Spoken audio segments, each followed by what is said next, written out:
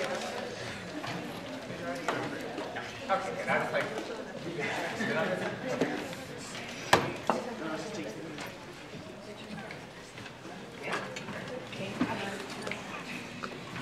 hello everyone. Hi.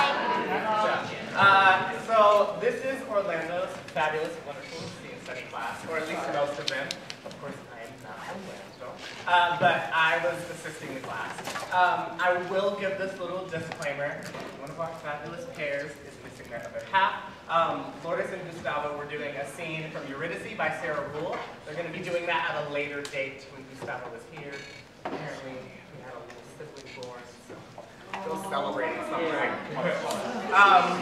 Ignoring the theater is all I know. But we are going to start with a scene from Sometimes the Rain, Sometimes the Sea by Julia Azumi, who is actually a playwright at Brown, who's going into her final year here. In this scene, Round, played by Athena, is leaving her home, and a rain cloud, played by Brianna, the actual only rain cloud with a soul, falls upon her, and they have quite an interesting exchange. So, ladies and gentlemen.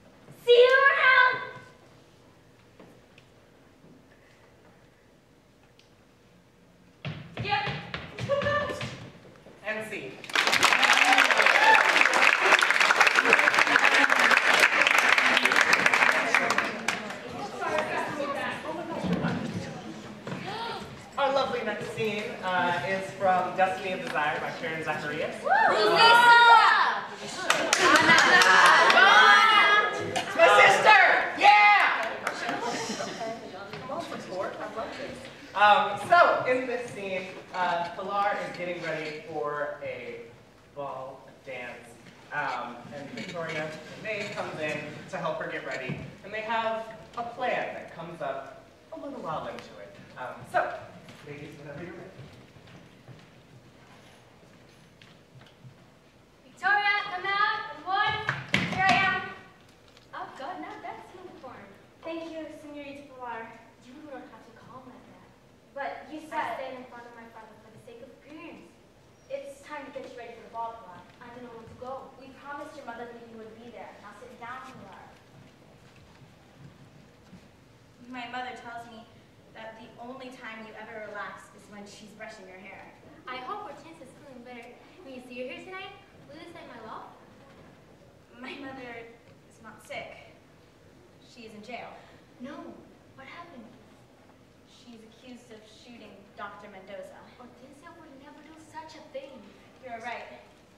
She never did. If only I could change the past, but there's nothing anyone can do. Tell me what happened, then we have further sorrow. I shot Dr. Mendoza. What happened? I walked into my house to see a man threatening my father with a machete. Oh my God. I do not even remember pulling the trigger. And the man was Dr. Mendoza? Dr. Mendoza could do nothing but good to me. You were defending the people you love. The police will understand that. The world does not work like that. Not for people like me. What do you mean? Who is the judge going to believe?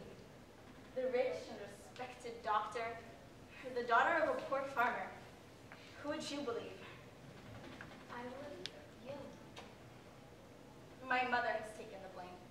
Tonight she is the one behind bars instead of me. You were lucky, Victoria. I don't know you. What are you saying? You're loved. No one in the world loves me enough to sacrifice like that for me. Surely your father, your mother. My father sometimes doubts in me, but at his limit. My kindness, father is there. And my mother is on a mission to smoothen every angle and soften any passion I have. I am a nobody in my own house. I never imagined you could be so lonely in this big, beautiful house.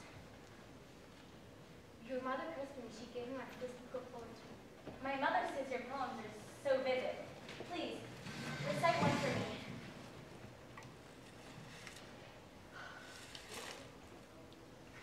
One day, I will love you, and I will not know the way. Your tears will my eyes. Your laughter will my mouth. Your heart will my pulse. Pilar, your poems are beautiful. Victoria, you should not be anyone's servant. Someday I want to be a doctor and really help the poor in my neighborhood. I have a date with the doctor tonight. Oh, there's so much I would ask him. Let me go get your new dress. Rose. The dress, not me. The dress is lovely, Pilar. I could never imagine wearing something like this. Why not? I am poor and I have scars. I want you to try on this dress. I cannot. You can and you should.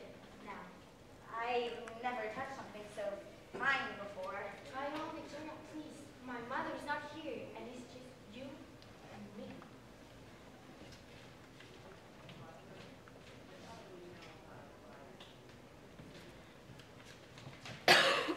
Oh, Oh, Victoria, this looks wonderful on you.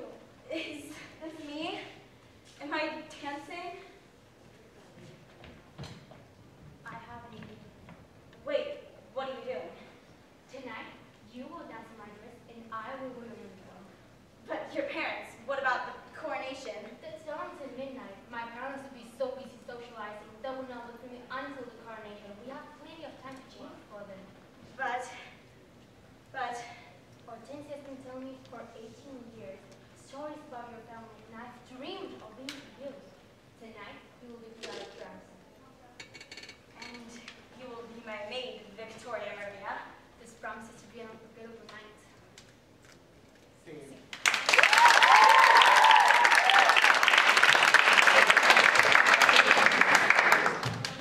And our final pair for today. Got this. Isabella. Sorry, girl. are doing a scene from Antigone, adapted by John Lewis. In this scene, Isabella's playing Antigone, Eliza's playing Ismene. They have just suffered the death of their brother, and Antigone's trying to convince Ismene to help her bury him.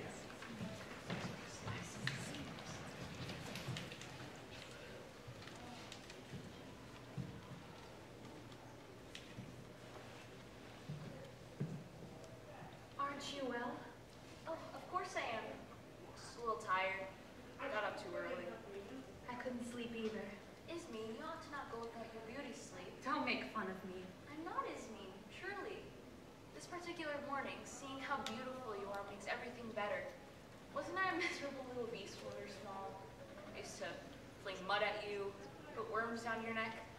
I remember tying you to a tree and cutting off your hair. Your beautiful hair. Why do you insist upon talking about other things? I'm not talking about other things. Antigone, I've thought about it a lot. Have you? I thought about it all night long. Antigone, you're mad. Am I? We cannot do it. Why not? Creon will have us put to death. Of course he will. That's what he's here for. He's gonna do what he has to do, and we'll do what we have to do. He's bound to put us to death, and we're bound to go out and bury our brother. That's the way it is. What do you think we can do to change it? I don't want to die. I prefer not to die myself. Antigone, listen to me. I'm older than you are. I always think things over, and you don't. You are impulsive. You get a notion in your head, and you jump up and do the thing straight off. And if it's silly, well, so much the worse for you. Whereas I think things out. Sometimes it's better not to think too much. I don't agree. Oh, I know it's horrible, and I pity Polynices just as much as you do. But all the same, I sort of see what Uncle Creon means. I don't want to sort of see anything. Creon is the king. He has to set an example. But I'm not the king. I don't have to set people examples. Poor little Antigone gets a notion in her head. The nasty brat, the willful, wicked girl, and what do? Put her in a corner all day, or they lock her up in the cellar, and she deserves it. She shouldn't have disobeyed. There you go, frowning, glowering, wanting your own stubborn way and everything. Listen to me. I'm right oftener than you are. I don't want to be right. At least you can try to understand. Understand? The first word I heard out of any of you was that word, understand. Why didn't I understand that I shouldn't play with water? Beautiful, flowing, cold water, because I'd spill it all over the palace tiles, or with earth, because earth dirties a little girl's frock. Why didn't I understand that nice children don't eat out of every dish at once, or run in the wind so fast that they fall down, or give everything in their pockets to beggars, or ask for a drink when they're perspiring, or want to go swimming when it's either too early or too late, merely because they feel like swimming. Understand? There'll be time enough for me to understand when I'm old, if I ever am old, but not now. He is stronger than we are, Antigone. He is the king, and the whole city is with him. Thousands and thousands of them swarming the streets of Thebes. I'm not listening to you. His mob will come running, howling as it runs. 1,000 arms will seize our arms, 1,000 breaths will breathe into our faces. Like a single pair of eyes, 1,000 eyes will stare at us. We dragged to the scaffold for torture, surrounded by guards with their idiot faces all bloated, their hands clean washed for the sacrifice, their beefy eyes squinting as they stare at us. How well you thought it all out. I thought of it all night long, didn't you? Oh, yes. I'm an awful coward, Antigone. Well, so am I, but what has that got to do with any of it? But Antigone, don't you want to go on living? Go on living? Who was it that was the first out of bed because she loved the touch of the cold morning air on her skin? Who was the last to bed because nothing less than infinite weariness could wean her from the lingering night?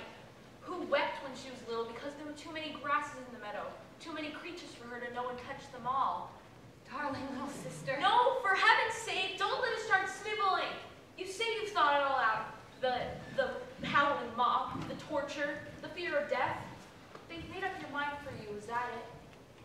Yes. All right. As good excuses as any. Go back to bed now, Ismene. The sun's coming up, and As you can see, there's nothing we can do today. Our brother Polynices is as well guarded as if he'd won the war and were sitting on his throne. Go back to bed. You're pale with weariness.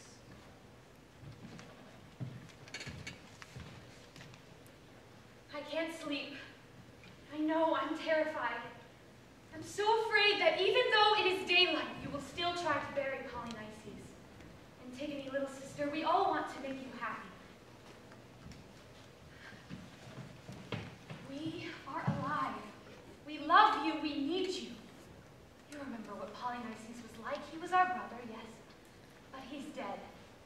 And he never loved you. He was like an enemy in the house. He never thought of you. Why should you think of him? Don't try something that is beyond your strength. You are only a girl after all. You are always trying to defy the world. Stay at home tonight. You're too late as me. When you first saw me this morning, I just come in from burying him. Scene.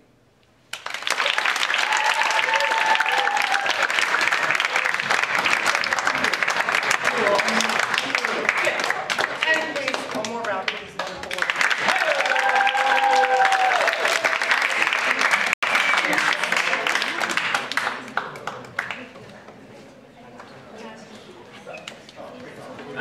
All right, team, here's what's happening, all right? Up next, we have more extra work time, rehearsal time for you to use, all right?